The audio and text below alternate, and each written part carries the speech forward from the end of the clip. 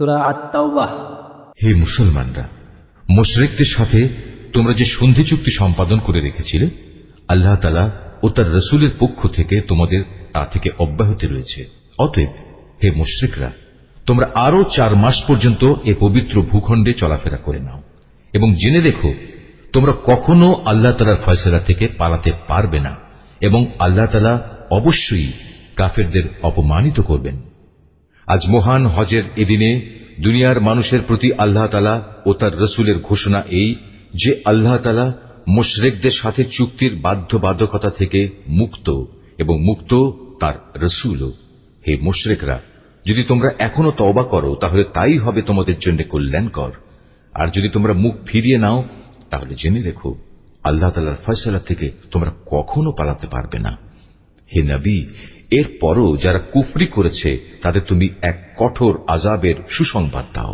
সেসব মুশরিকের কথা আলাদা যাদের সাথে তোমরা চুক্তি করেছ। তারা চুক্তি রক্ষার ব্যাপারে এতটুকুও ত্রুটি করেনি, না তারা কখনো তোমাদের বিরুদ্ধে অন্য কাউকে সাহায্য করেছে। তাদের চুক্তি তাদের মেয়াদ শেষ হওয়া পর্যন্ত অবশ্যই তোমরা মেনে চলবে। আসলেই যারা আল্লাহ তাআলাকে ভয় করে তাদের অবশ্যই তিনি ভালোবাসেন।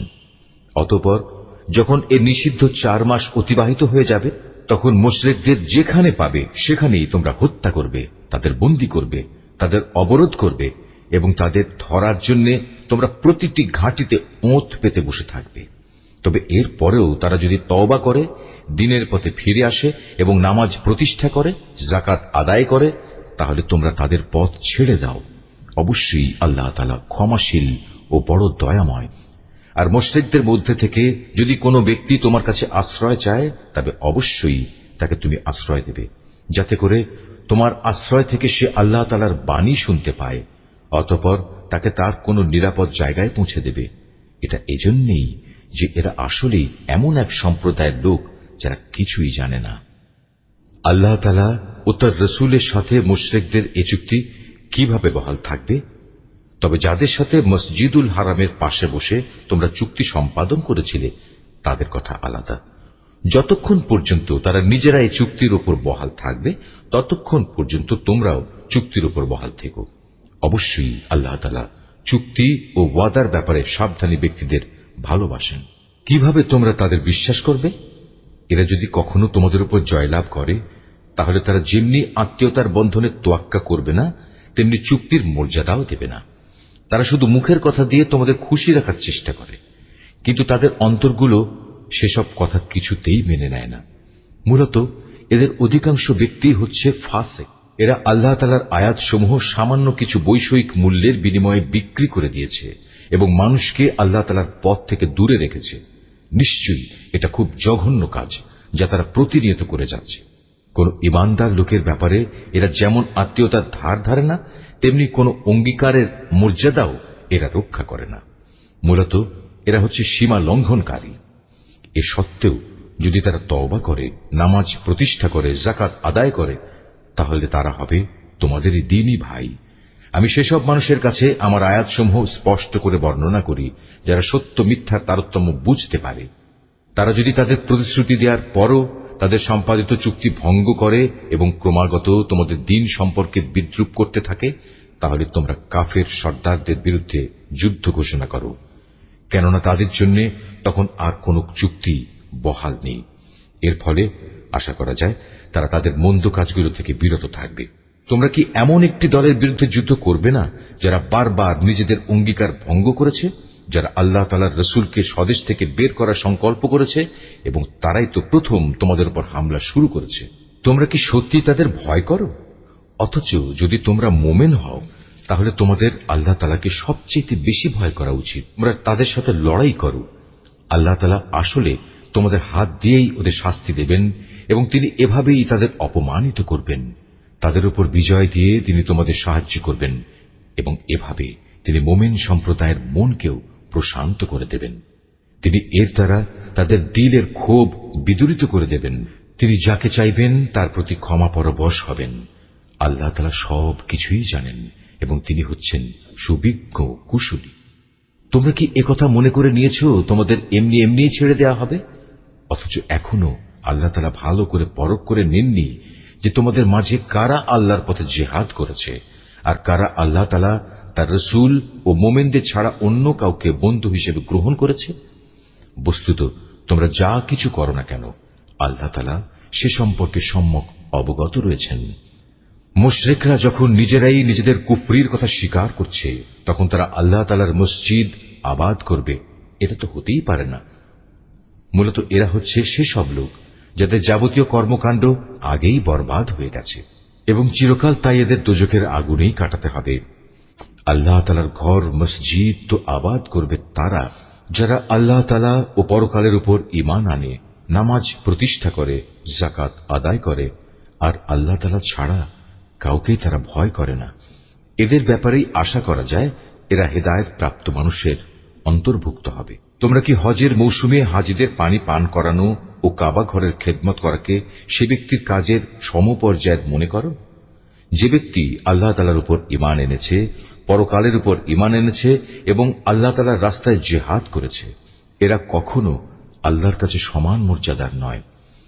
আল্লাহ তাআলা কখনো জালেমদের সঠিক পথ দেখান না। যারা আল্লাহ তাআলার উপর ঈমান এনেছে, তাঁরই সন্তুষ্টির জন্য হিজরত করেছে এবং আল্লাহ তাআলার পথে তাদের জান মাল দিয়ে জিহাদ করেছে, তাদের মর্যাদা আল্লাহ তাআলার কাছে সবার চাইতে বড় এবং এ ধরনের লোকেরাই পরিণামে সফলকাম হবে।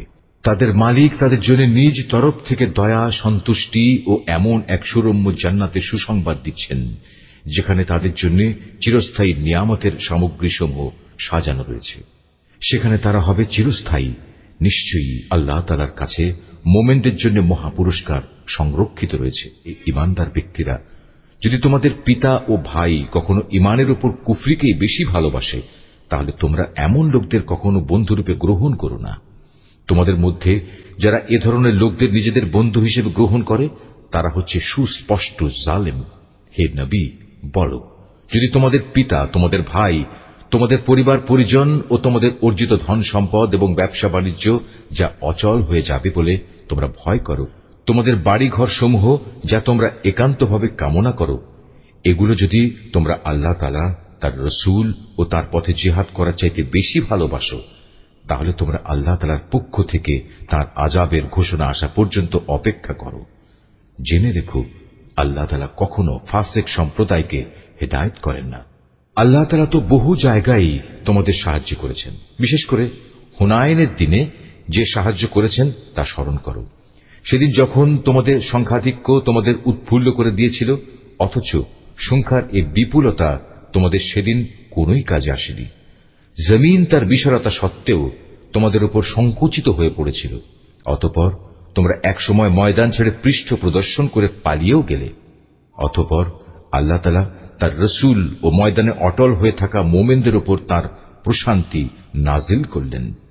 ময়দানে তিনি এমন এক লস্কর বাহিনী পাঠালেন যাদের সেদিন তোমরা দেখতে পাওনি, এবং তাদের দিয়ে তিনি কাফেরদের এক চরম শাস্তি দিলেন যারা আল্লাহকে অস্বীকার করে। এ হচ্ছে তাদের যথাযথ পাওনা। এর পরেও আল্লাহ তাআলা যাকে ইচ্ছা তাকে ক্ষমা করে দেন। আল্লাহ তাআলা ক্ষমাশীল ও পরম দয়ালু। ও হে মানুষ, তোমরা যারা আল্লাহ তাআলার উপর ঈমান এনেছ, জেনে রেখো, মুশরিকরা হচ্ছে চিন্তা ও আদর্শের দিক থেকে অপবিত্র। অতএব এ অপবিত্রতা নিয়ে তারা যেন এ বছরের পর আর কখনো এ পবিত্র মসজিদের কাছে না আসে। যদি তাদের না আসার কারণে তোমরা আশু দারিদ্র্যের আশঙ্কা করো তাহলে জেনে রেখো, অচিরেই আল্লাহ তাআলা চাইলে নিজ অনুগ্রহ দিয়ে তোমাদের অভাব মুক্ত করে দিতে পারেন। অবশ্যই আল্লাহ তাআলা সর্বজ্ঞ ও কুশলী। যাদের প্রতি ইতিপূর্বে কিতাব অবতীর্ণ করা হয়েছে তাদের মধ্যে যারা আল্লাহ তাআলার উপর ঈমান আনে না, পরকালের উপর ঈমান আনে না, আল্লাহ তাআলা ও তার রাসূল যা কিছু হারাম করেছেন তা হারাম বলে স্বীকার করে না, সর্বোপরি সত্য দ্বীন ইসলামকে নিজেদের জীবন ব্যবস্থা হিসেবে গ্রহণ করে না, তাদের বিরুদ্ধে তোমরা লড়াই চালিয়ে যাও যে পর্যন্ত না তারা নত হয়ে স্বেচ্ছায় জিজিয়া কর দিতে শুরু করে। ইহুদিরা বলে উযায়ের আল্লাহর পুত্র, আবার খ্রিস্টানরা বলে মসীহ আল্লাহর পুত্র। আসলে এ সবই হচ্ছে তাদের মুখের কথা। তাদের আগে যারা আল্লাহ তাআলাকে অস্বীকার করেছে এরা তাদেরই অনুকরণ করছে মাত্র। আল্লাহ তাআলা এদের সবাইকে ধ্বংস করুন। তাকিয়ে দেখো এরা কিভাবে আজ দাঁড়ে দাঁড়ে ঠোকর খাচ্ছে। এই লোকেরা আল্লাহ তাআলাকে বাদ দিয়ে তাদের আলেম ও পীর দরবেশদের মাবুদ বানিয়ে নিয়েছে এবং মরিয়ম পুত্র মসিহকেও কেউ কেউ মাবুদ বানিয়ে রেখেছে। অথচ এদের এক আল্লাহ তাআলা ছাড়া অন্য কারোই বন্দেগী করতে আদেশ দেওয়া হয়নি। তিনি ছাড়া আর কোনো মাবুদ নেই। তারা যাদের আল্লাহর সাথে শরীক করে, তিনি এসব কথাবার্তা থেকে অনেক পবিত্র।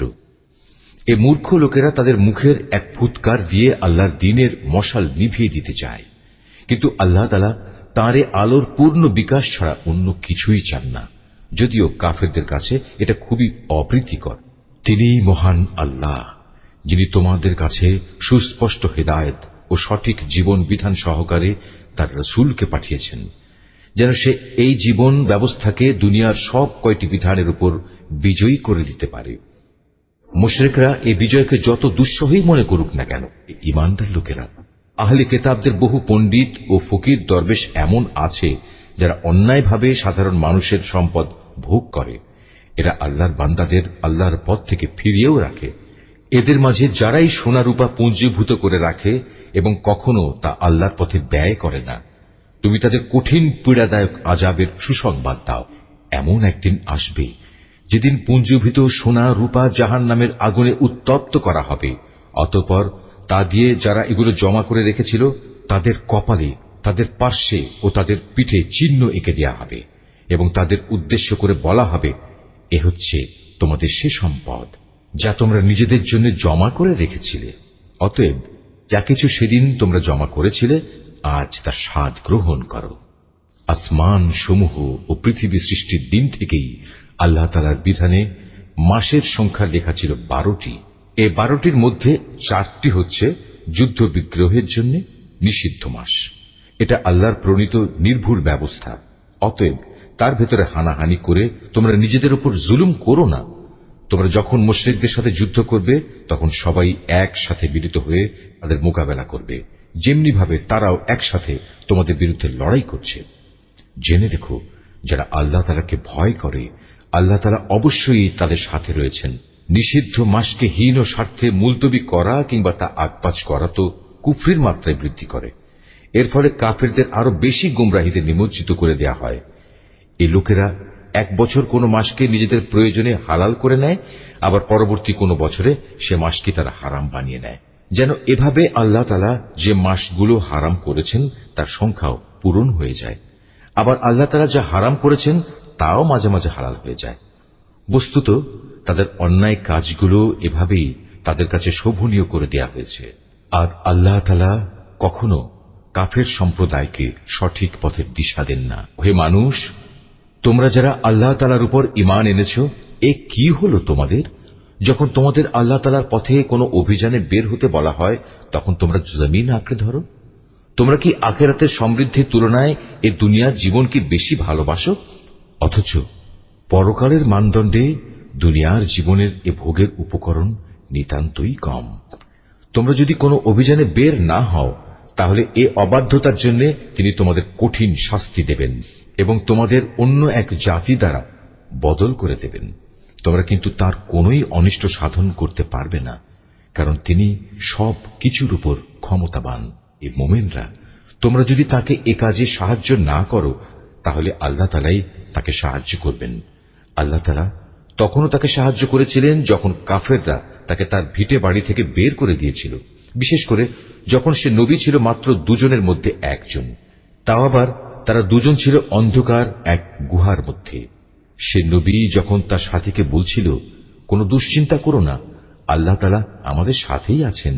অতঃপর আল্লাহ তাআলা তার উপর তাঁর প্রশান্তি নাজিল করে তাকে সাহায্য করলেন এবং এমন এক বাহিনী দ্বারা তাকে শক্তি যোগালেন যাদের তোমরা সেদিন দেখতে পাওনি।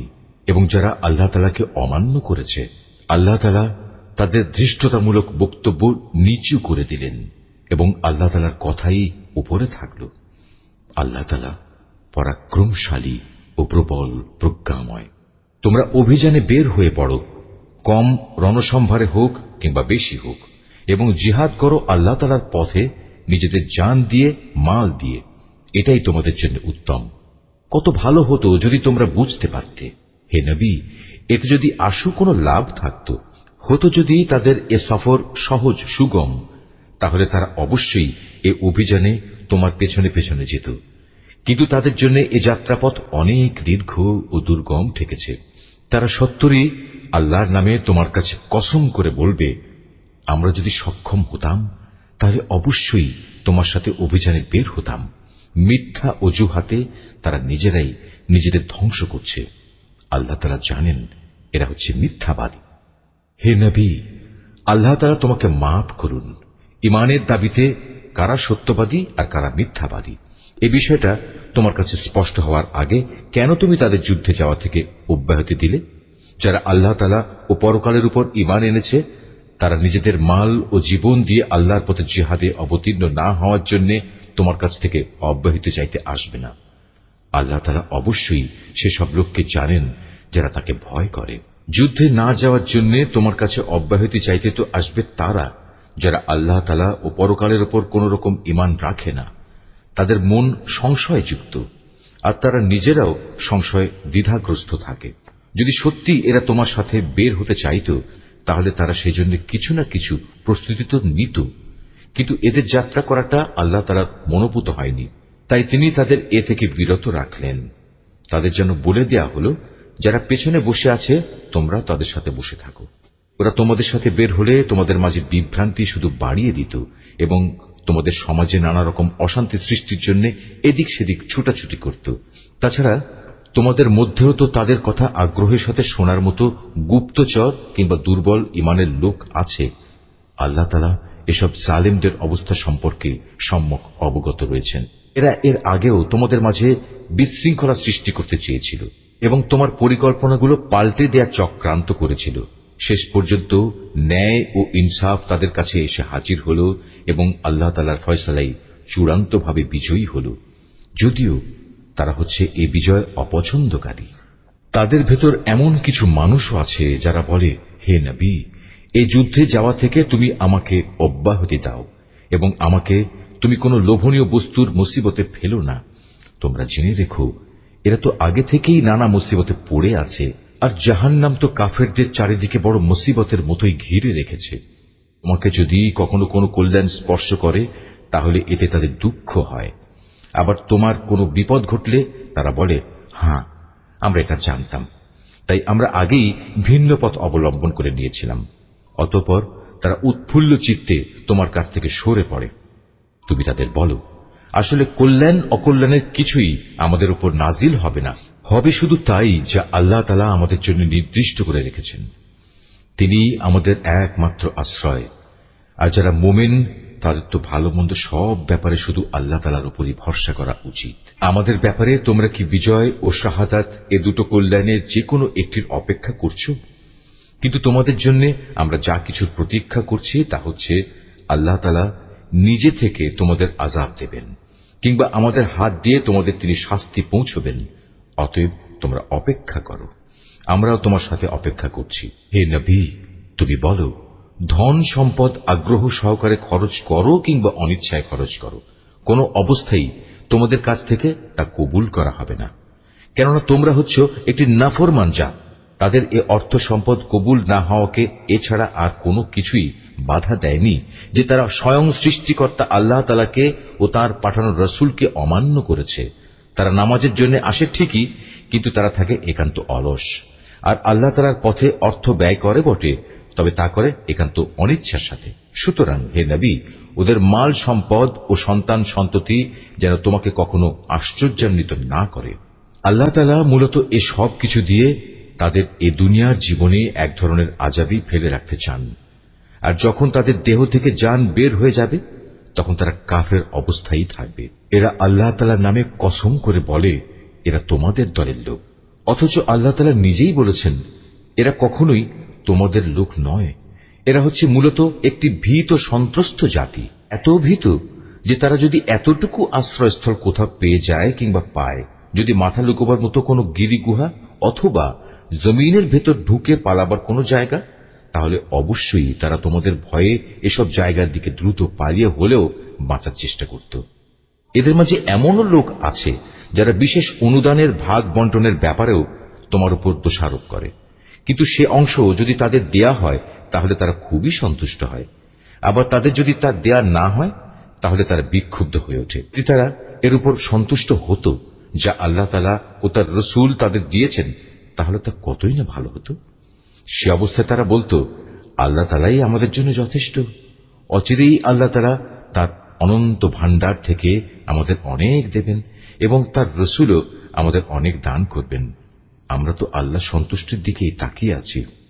এসব সাদাকা যাকাতের অর্থ হচ্ছে ফকির মিসকিনদের জন্য, এ ব্যবস্থার আওতাধীন কর্মচারীদের জন্য, যাদের অন্তঃকরণ দ্বীনের প্রতি অনুরাগী করা প্রয়োজন তাদের জন্য, কোন ব্যক্তিকে গোলামির বন্ধন থেকে আজাদ করার জন্য, ঋণগ্রস্ত ব্যক্তির ঋণ মুক্তির জন্য, আল্লাহ তাআলার পথে সংগ্রামী ও মুসাফিরদের জন্য এ সাদকার অর্থ ব্যয় করতে হবে। এটা আল্লাহ তাআলার নির্ধারিত ফরজ। নিঃসন্দেহে আল্লাহ তাআলা সব কিছু জানেন এবং তিনিই হচ্ছেন বিজ্ঞ কুশলী। তাদের মধ্যে এমন কিছু লোক আছে যারা আল্লাহর নবীকে কষ্ট দেয়। তারা বলে, এ ব্যক্তি কান কথায় বিশ্বাস করে। হে নবী, তুমি তাদের বলো, তার কান তাই শুনে যা তোমাদের জন্য কল্যাণকর। সে আল্লাহ তাআলাকে বিশ্বাস করে, মোমেনদের উপর বিশ্বাস রাখে। তোমাদের মধ্যে যারা ঈমান আনে সে তাদের জন্যও আল্লাহ তাআলার রহমত। যারা আল্লাহর রসুলকে কষ্ট দেয় তাদের জন্য কঠোর শাস্তির ব্যবস্থা রয়েছে। এরা তোমাদের খুশি করার জন্য আল্লাহ তাআলার নামে শপথ করে, অথচ এরা যদি সত্যিকার অর্থে মোমেন হতো তাহলে এরা বুঝত খুশি করার জন্য আল্লাহ তাআলা ও তাঁর রসুলের অধিকার হচ্ছে সবচাইতে বেশি। এ মূর্খ লোকেরা কি একথা জানে না? যদি কোনো ব্যক্তি আল্লাহ তাআলা ও তাঁর রসুলের বিদ্রোহ করে তবে তার জন্য রয়েছে জাহান্নামের আগুন, সেখানে সে চিরকাল থাকবে, আর তা হচ্ছে তার জন্য চরম লাঞ্ছনা। এ মুনাফিকরা আশঙ্কা করে তোমাদের উপর এমন কোন সূরা নাজিল হয়ে পড়ে কিনা যা তাদের মনের ভেতরে লুকিয়ে থাকা সব কিছু ফাঁস করে দেবে। হে নবী, তুমি এদের বলো, হ্যাঁ, যদ্দূর পারো তোমরা বিদ্রুপ করে নাও। অবশ্যই আল্লাহ তাআলা এমন কিছু নাজিল করবেন যাতে তিনি সব কিছু ফাঁস করে দেবেন যার তোমরা আশঙ্কা করছো। তুমি যদি তাদের কিছু জিজ্ঞেস করো তারা বলবে, না, আমরা তো একটু কথাবার্তা ও হাসি কৌতুক করছিলাম মাত্র। তুমি তাদের বলো, তোমরা কি আল্লাহ তাআলা তার আয়াতসমূহ ও তার রসুলকে বিদ্রুপ করছিলে? হে কাফেররা, তোমরা দোষ ছড়ানোর চেষ্টা করো না। একবার ঈমান আনার পর তোমরাই পুনরায় কাফের হয়ে গিয়েছিলে। আমি যদি তোমাদের এক দলকে তাদের ঈমানের কারণে ক্ষমা করে দিতে পারি তাহলে আরেক দলকে পুনরায় কুফরিতে ফিরে যাবার জন্য ভয়াবহ শাস্তিও দিতে পারি, কারণ এ শেষের দলের লোকেরা ছিল জঘন্য অপরাধী। মুনাফিক পুরুষ ও মুনাফিক নারী এরা স্বভাব চরিত্রে একে অপরের মতোই। তারা উভয়ই মানুষদের অসৎ কাজের আদেশ দেয় ও সৎ কাজ থেকে বিরত রাখে এবং আল্লাহ তাআলার পথে খরচ করা থেকে উভয়ই নিজেদের হাত বন্ধ করে রাখে। তারা যেমনি এ দুনিয়ায় আল্লাহ তাআলাকে ভুলে গেছে, আল্লাহ তাআলাও তেমনি আখিরাতে তাদের ভুলে যাবেন। অবশ্য মুনাফিকরা সবাই পাপিষ্ঠ। আল্লাহ তাআলা এ মুনাফিক পুরুষ ও মুনাফিক নারী এবং কাফেরদের জাহান্নামের ভয়াবহ আগুনের প্রতিশ্রুতি দিয়েছেন, যেখানে তারা চিরকাল ধরে জ্বলতে থাকবে। জাহান্নামের এ আগুন হবে তাদের জন্য যথেষ্ট। তাদের উপর আল্লাহ তাআলার গজব নাজিল হোক। ওদের জন্য রয়েছে এক চিরস্থায়ী আযাব। তোমরা ঠিক তাদেরই মতো যারা তোমাদের আগে এখানে প্রতিষ্ঠিত ছিল। তারা শক্তিতে ছিল তোমাদের চাইতে প্রবল, ধন সম্পদ, সন্তান সন্ততি তাদের তোমাদের চাইতে ছিল বেশি। দুনিয়ার যে ভোগ বিলাস তাদের ভাগে ছিল তা তারা ভোগ করে গেছে।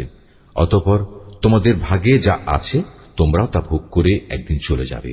যেমনি করে তোমাদের আগের লোকেরা তাদের যে পরিমাণ ভোগ করা ছিল তা শেষ করে চলে গেছে। তারা যেমন অনর্থক কাজকর্মে ডুবে থাকত, তোমরাও তেমনি অর্থহীন কথাবার্তায় ডুবে আছো। এরা হচ্ছে সেসব লোক দুনিয়া আখেরাতে যাদের কর্মফল বিনষ্ট হয়ে গেছে, আর সত্যিকার অর্থে এরাই হচ্ছে নিদারুণভাবে ক্ষতিগ্রস্ত।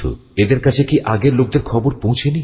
নুহের জাতির, আদ জাতির, সমুদ জাতির কীর্তিকলাপ, ইব্রাহিম, মাদিয়ানবাসী নবী ও সে বিধ্বংস জনবসতির কথা কি এদের কাছে কেউ বলেনি? এ সব কয়টি জাতির মানুষের কাছে তাদের রসুলরা আল্লাহ তাআলার পক্ষ থেকে সুস্পষ্ট আয়াত নিয়ে এসেছিল। নবী না পাঠিয়ে কাউকে আযাব দেবেন এমন অবিচার তো আল্লাহ তাআলা তাদের উপর কখনো করতে পারেন না। বস্তুত তারা নিজেরাই নিজেদের উপর জুলুম করেছে।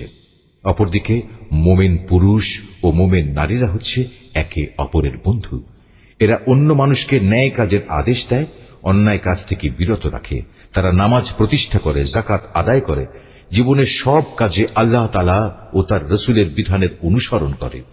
এরাই হচ্ছে সেসব মানুষ যাদের উপর আল্লাহ তাআলা অচিরেই তার রহমত নাজিল করবেন। অবশ্যই আল্লাহ তাআলা পরাক্রমশালী, কুশলী।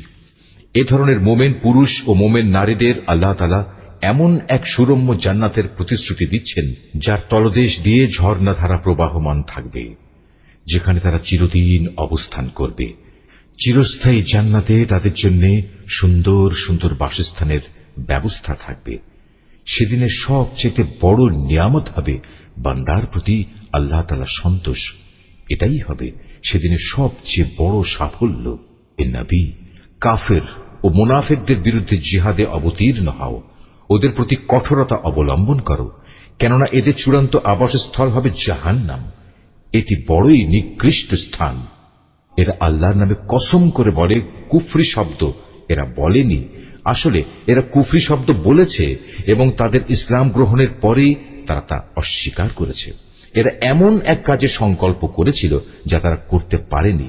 এর পরেও তাদের প্রতিশোধ নেয়ার এছাড়া আর কি কারণ থাকতে পারে? আল্লাহ তাআলা ও তার রসুল নিজ অনুগ্রহ দিয়ে তাদের ধনশালী করে দিয়েছিলেন। এখনো যদি এ লোকেরা আল্লাহ তাআলার কাছে তওবা করে তাহলে এটা তাদের জন্যই ভালো হবে। আর যদি তারা সত্য থেকে মুখ ফিরিয়ে নেয় তাহলে আল্লাহ তাআলা দুনিয়া আখিরাত উভয় স্থানেই তাদের কঠিন আযাব দেবেন এবং উপরন্তু এ জমিনে তারা কখনো কোনো বন্ধু কিংবা সাহায্যকারী পাবে না। ওদের মধ্যে এমন কিছু লোকও আছে যারা আল্লাহর সাথে ওয়াদা করেছিল, যদি আল্লাহ তাআলা নিজ অনুগ্রহে আমাদের সম্পদ দান করেন তাহলে আমরা অবশ্যই তার একাংশ আল্লাহর পথে দান করব এবং সত্যি আমরা নেক লোকদের অন্তর্ভুক্ত হয়ে যাব। অতঃপর যখন আল্লাহ তাআলা নিজ অনুগ্রহের ভাণ্ডার থেকে তাদের ধন সম্পদ দান করলেন, তখন তারা দানের বদলে কার্পণ্য করতে শুরু করল এবং আল্লাহ তাআলাকে দেয়া ওয়াদা থেকে তার গোঁড়ামির সাথেই ফিরে এলো।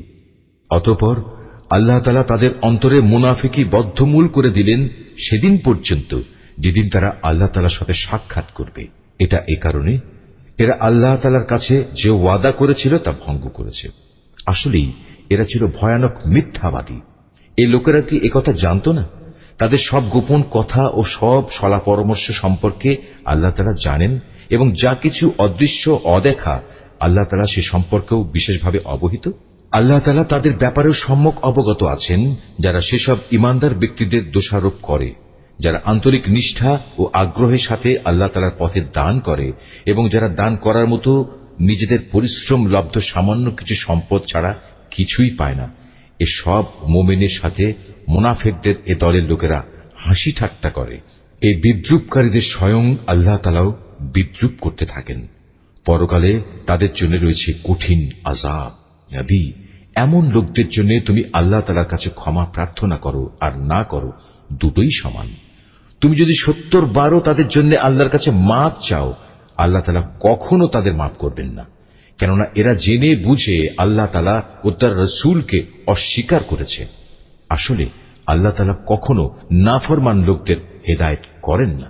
যারা তাবুকের যুদ্ধে না গিয়ে পেছনে পড়ে থাকলো, তারা এভাবে রাসূলের ইচ্ছার বিরুদ্ধে নিজেদের ঘরে বসে থাকতে পেরে খুব খুশি হয়ে গেল। মূলত তারা তাদের জান মাল দিয়ে আল্লাহর পথে জিহাদ করাটা পছন্দ করল না, বরং বলল, এই ভীষণ গরমে তোমরা বাইরে যেও না। হে নবী, তুমি তাদের বলো, জাহান্নামের আগুন তো এর চাইতেও বেশি গরম। কত ভালো হতো এই লোকগুলো যদি একথাটা বুঝতে পারত। অতএব এ দুনিয়ায় তাদের কম হাসা উচিত, অন্যথায় কিয়ামতের দিন তাদের বেশি কাঁদতে হবে। তারা যা গুনাহ এখানে অর্জন করেছে তাই হবে তাদের সেদিনের যথার্থ বিনিময়। যদি আল্লাহ তাআলা এই অভিযানের পর তোমাকে এদের কোনো একটি দলের কাছে ফেরত নিয়ে আসেন এবং তারা যদি তোমার কাছে পুনরায় কোনো যুদ্ধে যাবার অনুমতি চায়, তাহলে তুমি বলো, না, কখনো তোমরা আমার সাথে আর কোনো অভিযানে বের হবে না। তোমরা আমার সাথী হয়ে আর কখনো শত্রুর সাথে লড়বে না, কেননা তোমরা আগের বার যুদ্ধের বদলে পেছনে বসে থাকা পছন্দ করেছিলে। আর যাও, যারা পেছনে পড়ে আছে তাদের সাথে তোমরাও গিয়ে বসে থাকো। ওদের মধ্যে কোনো লোকের মৃত্যু হলে তুমি কখনো তার জানাজা নামাজ পড়ো না। কখনো তার কবরের পাশে তুমি দাঁড়িও না, কেননা এই ব্যক্তিরা আল্লাহ তাআলা ও তার রাসূলের সাথে কুফরি করেছে। এরা নাফরমান অবস্থায় মরেছে। ওদের ধন সম্পদ ও সন্তান সন্ততি যেন তোমাদের কখনো বিমুগ্ধ করতে না পারে। মূলত আল্লাহ তাআলা এই সব কিছু দিয়ে তাদের দুনিয়ার জীবনে নানা ধরনের শাস্তি দিতে চান, এবং তাদের প্রাণবায়ু একদিন এমন এক অবস্থায় বের হবে যখন তারা পুরোপুরি কাফের থাকবে। যখনই এমন ধরনের কোন সূরা নাজিল হয় যাতে বলা হয় তোমরা আল্লাহর উপর ঈমান আনো এবং তার রাসূলের সাথে মিলে কাফেরদের বিরুদ্ধে জিহাদ করো, তখনই তাদের বিত্তশালী ব্যক্তিরা তোমার কাছে এসে যুদ্ধে না যাওয়ার জন্য অব্যাহতি চায় এবং তারা বলে, হে নবী, আমাদের রেহাই দাও, যারা ঘরে বসে আছে তাদের সাথে আমাদেরও বসে থাকতে দাও। তারা মূলত ঘরে বসে থাকা লোকদের সাথে অবস্থান করাই পছন্দ করে নিয়েছে। তাদের অন্তরে মোহর মেরে দেয়া হয়েছে, ফলে তারা কিছুই বুঝতে পারে না। কিন্তু আল্লাহর রাসূল এবং যারা তার সাথে আল্লাহ তাআলার উপর ঈমান এনেছে তারা সবাই নিজেদের জান মাল দিয়ে আল্লাহর পথে জিহাদ করেছে। অতএব এদের জন্যই যাবতীয় কল্যাণ নির্দিষ্ট হয়ে আছে, আর সত্যিকার অর্থে এরাই হচ্ছে সফল কাম। এর বিনিময়ে আল্লাহ তাআলা এদের জন্য এমন এক সুরম্য জান্নাত প্রস্তুত করে রেখেছেন যার পাদদেশে ঝর্ণাধারা প্রবাহমান, সেখানে তারা চিরকাল থাকবে। বস্তুত এ হচ্ছে সর্বোত্তম সাফল্য। ওজরকামী কিছু সংখ্যক আরব বেদুইনও তোমার কাছে এসে হাজির হয়েছে, যেন তাদেরও এই যুদ্ধে যাওয়া থেকে অব্যাহতি দেয়া হয়। এভাবে সে লোকগুলো ঘরে বসে থাকলো যারা আল্লাহ তাআলা ও তার রাসূলের কাছে ঈমানের মিথ্যা দাবি করেছিল। এদের মধ্যে যারা আল্লাহ ও তার রাসূলকে অমান্য করে ঘরে বসে থেকেছে, অচিরেই তারা মর্মান্তিক আযাবে নিমজ্জিত হয়। যারা দুর্বল তারা যদি এই যুদ্ধে শরীক না হয়ে থাকে তাদের উপর কোনো দোষ নেই। দোষ নেই তাদেরও যারা অসুস্থ কিংবা যারা যুদ্ধে খরচ করার মতো কোনো সম্বল পায়নি। অবশ্য এরা যদি আল্লাহ তাআলার নিষ্ঠাবান বান্দা হয় তাহলেই তারা এই অব্যাহতির আওতায় পড়বে। সৎ কর্মশীল মানুষদের বিরুদ্ধেও কোনো অভিযোগের কারণ নেই। আল্লাহ তাআলা একান্ত ক্ষমাশীল ও পরম দয়ালু। তাদের ব্যাপারেও কোনো অভিযোগ নেই যারা যুদ্ধ শুরুর প্রাক্কালে তোমার কাছে যাত্রার বাহন সরবরাহ করার জন্য এসেছিল এবং তুমি তাদের বলেছিলে, তোমাদের জন্য আমি এমন কিছু পাচ্ছি না যার উপর আমি তোমাদের আরোহণ করাতে পারি। অতএব তারা ফিরে গেল। তারা এমনভাবে ফিরল যে তাদের চোখ থেকে অশ্রু বয়ে যাচ্ছিল। যুদ্ধে যাবার খরচ জোগাড় করতে না পারায় তারা ভীষণভাবে দুঃখিত হল। সব অভিযোগ তো তাদের বিরুদ্ধে যারা সামর্থ্যবান হওয়া সত্ত্বেও তোমার কাছে অব্যাহতি চায়। যারা পেছনে পড়ে থাকলো তাদের সাথে ঘরে বসে থাকাই অবশেষে তারা পছন্দ করল। আল্লাহ তাআলা তাদের অন্তরে মোহর মেরে দিয়েছেন। এ কারণেই তারা তা জানতে পারছে না কোনটা তাদের জন্য ভালো। যুদ্ধ শেষে তোমরা যখন তাদের কাছে ফিরে আসবে তখন এরা তোমাদের কাছে ওজর পেশ করবে। তুমি তাদের বলো, আজ তোমরা কোন রকম ওজর আপত্তি পেশ করো না, আমরা আর কখনো তোমাদের বিশ্বাস করব না। আল্লাহ তাআলা ইতিমধ্যেই তোমাদের অন্তরের সব কথা আমাদের বলে দিয়েছেন। এখন থেকে আল্লাহ তাআলা ও তাঁর রাসূলই তোমাদের কার্যকলাপ দেখবেন। অতঃপর তোমাদের সে মহান সত্তার কাছেই ফিরে যেতে হবে, যিনি যেমন জানেন তোমাদের গোপন করে রাখা সবকিছু, তেমনি জানেন প্রকাশ্য বিষয়সমূহ। অতঃপর তিনি সে আলোকে তোমাদের বলে দেবেন দুনিয়ার জীবনে তোমরা কি কাজ করছিলে। যখন তোমরা তাদের কাছে ফিরে আসবে তখন এরা আল্লাহ তাআলার নামে কসম করে তোমাকে বলবে তুমি যেন তাদের ব্যাপারটা উপেক্ষা করো। আসলেই তোমরা ওদের উপেক্ষা করো, কেননা ওরা হচ্ছে চিন্তা ও আদর্শের দিক থেকে নাপাক। তাদের ঠিকানা হচ্ছে জাহান্নাম। দুনিয়ার জীবনে তারা যা কিছু করে এসেছে এটা হচ্ছে তার যথার্থ বিনিময়। এরা তোমাদের কাছে এজন্যই কসম করে যেন তোমরা সব কথা ভুলে আবার তাদের উপর সন্তুষ্ট হয়ে যাও। কিন্তু তোমরা যদি শতবারও তাদের উপর সন্তুষ্ট হও, আল্লাহ তাআলা কখনো এ ফাসেক সম্প্রদায়ের উপর সন্তুষ্ট হবেন না। বেদুইন আরব লোকগুলো কুফর ও মুনাফিকের ব্যাপারে অত্যন্ত কঠোর প্রকৃতির।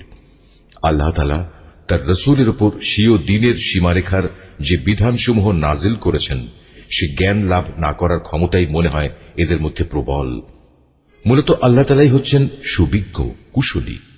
এ বেদুইন আরবদের মধ্যে এমন কিছু লোকও আছে যারা কখনো যদি আল্লাহ তাআলার পথে কিছু ব্যয় করে তাকে নিজেদের উপর জরিমানা তুল্য মনে করে এবং তোমাদের ব্যাপারে কালের বিবর্তনমূলক কোনো বিপদ মুসিবত আসুক এ অপেক্ষায় থাকে। আসলে কালের মন্দচক্র তো তাদের নিজেদের উপরই ছেয়ে আছে। বস্তুত আল্লাহ তাআলা সবকিছু শোনেন, সবকিছু জানেন। আবার এই বেদুইন আরবদের মাঝে এমন কিছু লোক আছে যারা আল্লাহ তাআলা ও পরকালের উপর ঈমান রাখে। এরা আল্লাহর পথে যা কিছু খরচ করে তাকে আল্লাহর নৈকট্য লাভ ও রসুলের দোয়া পাওয়ার একটা অবলম্বন মনে করে। সত্যি সত্যি তা হচ্ছে তাদের জন্য আল্লাহর নৈকট্য লাভের একটা উপায়। অচিরেই আল্লাহ তাআলা তাদের স্বীয় রহমতে প্রবেশ করাবেন।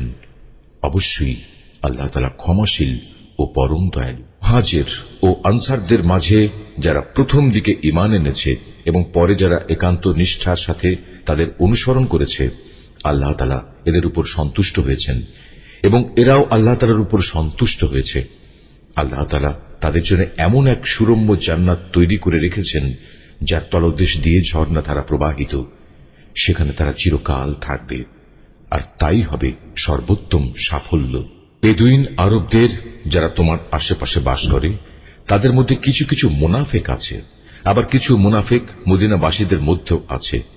এরা সবাই কিন্তু মুনাফিকিতে সিদ্ধহস্ত। তুমি এদের জানো না, কিন্তু আমি এদের জানি। অচিরেই আমি এদের অপমান ও পরাজয়ের দ্বারা দুবার শাস্তি দেব। অতঃপর ধীরে ধীরে এদের সবাইকে এক বড় আযাবের দিকে ফিরিয়ে দেয়া হবে। তোমাদের মাঝে আরো কিছু লোক আছে যারা অকপটে নিজেদের গুনাহসমূহের কথা স্বীকার করে। শয়তানের ফেরেবে তারা তাদের নেক কাজকে গুনাহের কাজের সাথে মিশিয়ে ফেলেছে। আশা করা যায় আল্লাহ তাআলা তাদের উপর ক্ষমা পরবশ হবেন। অবশ্যই আল্লাহ তাআলা ক্ষমাশীল ও পরম দয়ালু। তুমি তাদের ধন সম্পদ থেকে যাকাত ও সাদকা গ্রহণ করো। সাদকা তাদের পাক সাফ করে দেবে, তা দিয়ে তাদের পরিশোধিত করে দেবে।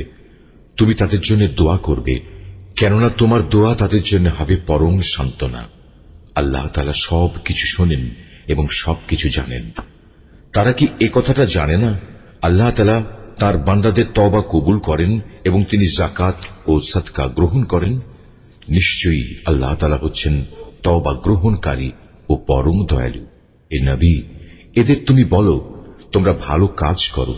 আল্লাহ তাআলা, তার রসূল ও মোমেনরা তোমাদের ভবিষ্যৎ কর্মকাণ্ড পর্যবেক্ষণ করবেন। অতঃপর মৃত্যুর পর তোমাদের সবাইকে এমন এক সত্তার দিকে ফিরিয়ে দেয়া হবে যিনি দেখা অদেখা সবকিছু সম্পর্কেই সম্যক অবগত।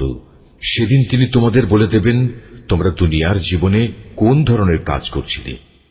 তোমাদের মাঝে আরো একটি দল রয়েছে যাদের ব্যাপারে এখনো আল্লাহ তাআলার সিদ্ধান্তের আশা করা হচ্ছে।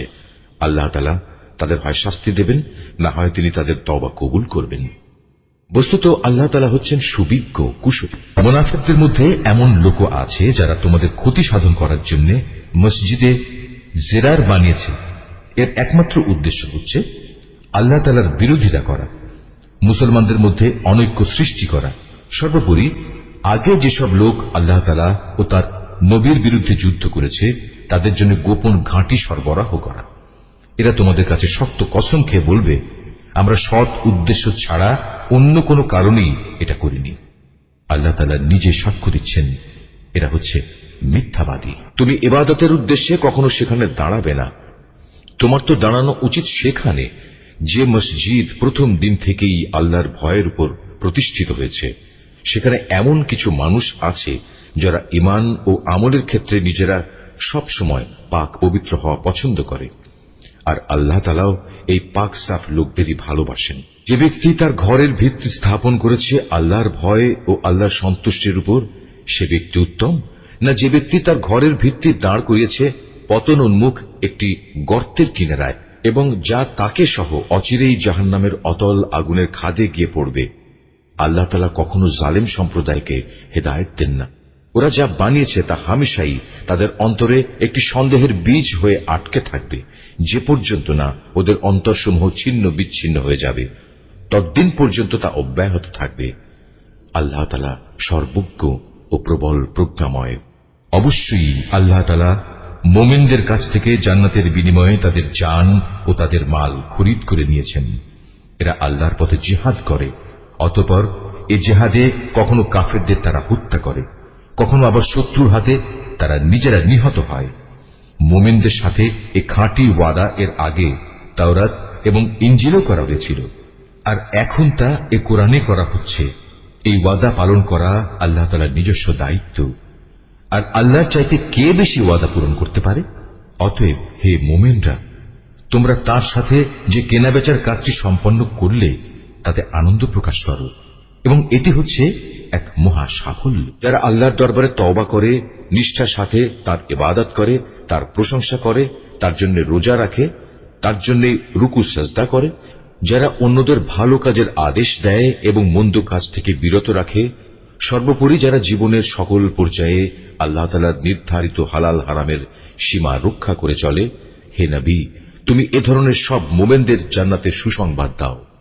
নবী ও তার ঈমানদার সাথীদের জন্য এটা মানায় না যে তারা মুশরিকদের জন্য কখনো মাগফিরাতের দোয়া করবে, এমনকি যদি তারা তাদের ঘনিষ্ঠ আত্মীয় হয়, যখন এটি পরিষ্কার হয়ে গেছে যে তারা আসলেই জাহান্নামের অধিবাসী। ইব্রাহিমের স্বীয় পিতার জন্য মাগফিরাতের ব্যাপারটি একটি ওয়াদা প্রতিপালন ছাড়া আর কিছুই ছিল না, যা সে তার পিতার কাছে আগেই করে রেখেছিল।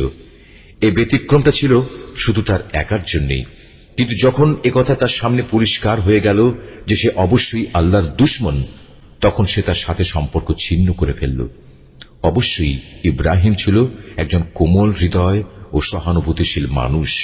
আল্লাহ তাআলা এমন নন যে কোনো জাতিকে একবার হেদায়েত দানের পর তাদের পুনরায় গোমরাহ করে দেবেন, যতক্ষণ না তাদের সুস্পষ্টভাবে এ কথাটা জানিয়ে দেয়া হয় যে গোমরাহি থেকে বাঁচার জন্য কোন জিনিস থেকে সাবধান থাকতে হবে। অবশ্যই আল্লাহ তাআলা সব বিষয়ে জ্ঞান রাখেন।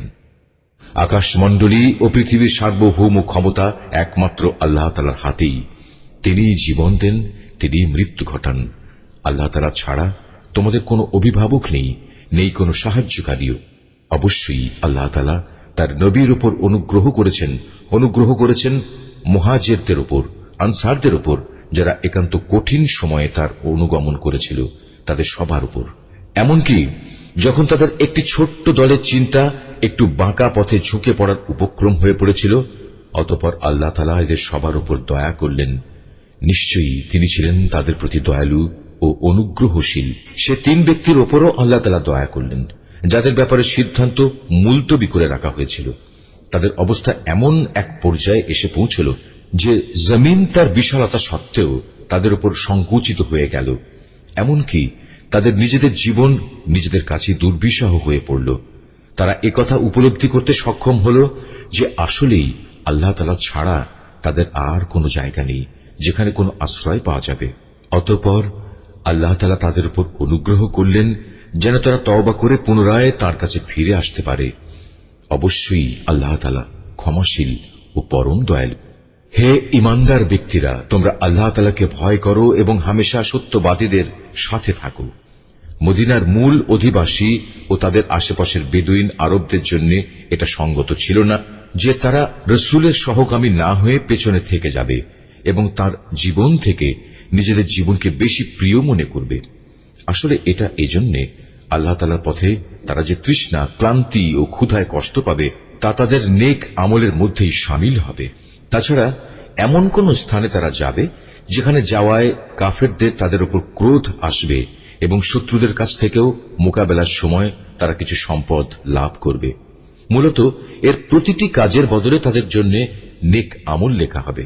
নিশ্চয়ই আল্লাহ তাআলা নেক লোকদের কাজের প্রতিফল বিনষ্ট করবেন না।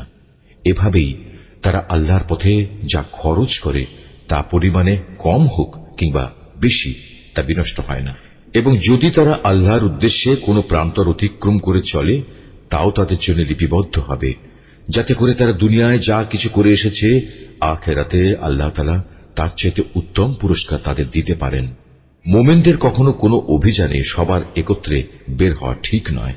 তারা এমন কেন করল না যে তাদের প্রত্যেক দল থেকে কিছু কিছু লোক বের হতো এবং দ্বীন সম্পর্কে জ্ঞানানুশীলন করত। অতঃপর যখন তারা অভিযান শেষে নিজ জাতির কাছে ফিরে আসত, তখন তাদের জাতিকে তারা আযাবের ভয় দেখাত। আশা করা যায় এতে তারা সতর্ক হয়ে চলবে। হে ঈমানদার লোকেরা, কাফেরদের মধ্যে যারা তোমাদের সীমান্তের কাছাকাছি রয়েছে তাদের বিরুদ্ধে জিহাদ করো। এমনভাবে জিহাদ করবে যেন তারা তোমাদের মধ্যে কঠোরতা দেখতে পায়। জেনে রেখো, আল্লাহ তাআলা হামেশাই মুত্তাকি লোকদের সাথে রয়েছেন। যখন কোনো নতুন সূরা নাজিল হয়, তখন এদের কিছু লোক এসে বিদ্রূপের ভাষায় জিজ্ঞেস করে, এ সূরা তোমাদের কার কার ঈমান বৃদ্ধি করেছে? তোমরা বলো, হ্যাঁ, যারা সত্যি আল্লাহর উপর ঈমান এনেছে এ সূরা অবশ্যই তাদের ঈমান বৃদ্ধি করেছে এবং এর ফলে তারা আনন্দিতও হয়েছে।